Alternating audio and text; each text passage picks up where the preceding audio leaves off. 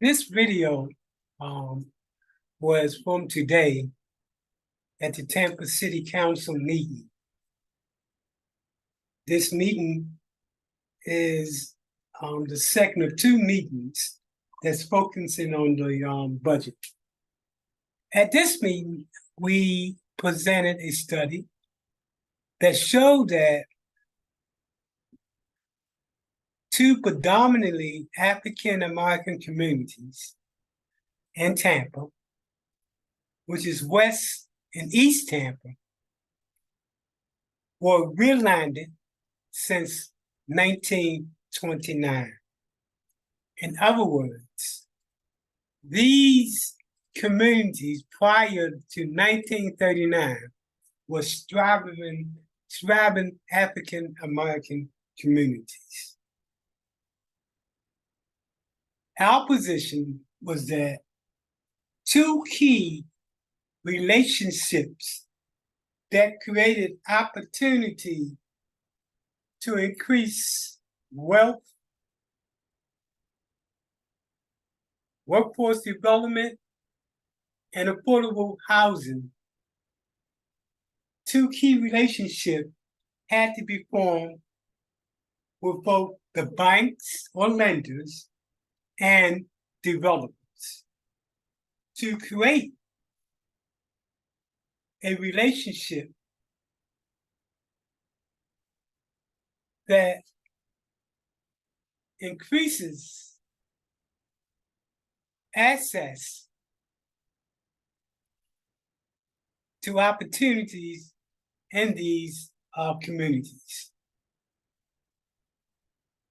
This video just shares some ideas that we're doing in West Tampa, but this is happening throughout the United States in a lot of African-American communities that were redlined. We maintain that it's a responsibility for those institutions that partook in that realigning, like banks, should give back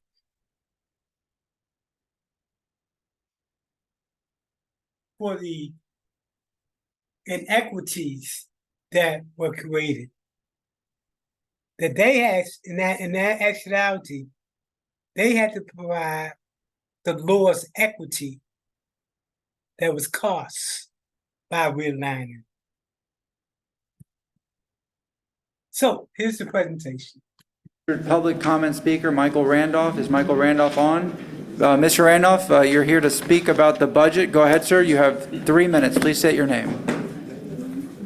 Thank you so much. My name is Michael Randolph, and I'm with the West Tampa Community Development Corporation.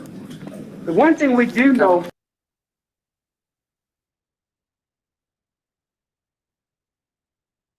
tonight, that unless we look at different streams of income to come in, to supplement what's going on, we're in real trouble.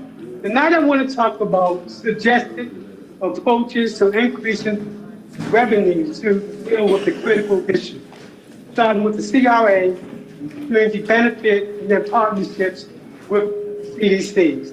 The title of this is Reduce Gentrification by Design and Intention, starting with the banks. There was a study done by the Hillsborough County Commission.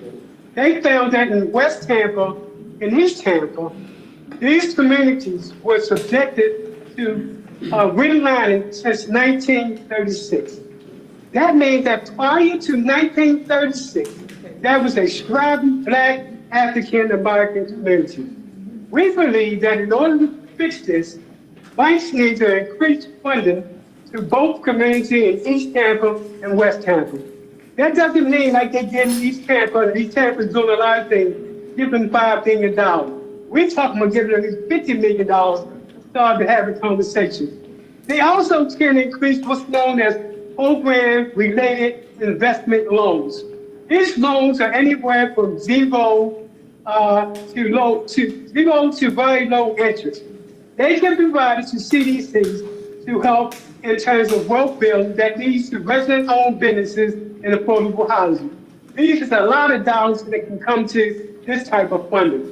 And then finally, what we call peer-to-peer lending. East Tampa was famous for this. And was people that had poor credit or no credit, but had a bank idea, had access to capital.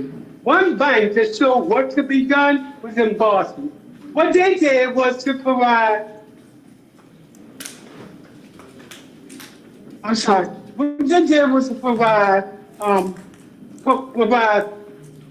loans to minority businesses and specifically design growth tools that include trust to strategic advisors, operational support, growth capital, and get this, extended access to suppliers and corporate procurement opportunities. This changes the whole narrative.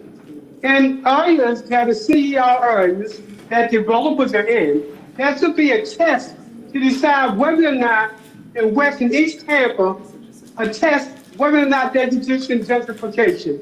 This can be done anywhere from unemployment centers in the community, resident-owned businesses, down payment assistance, workforce development, etc.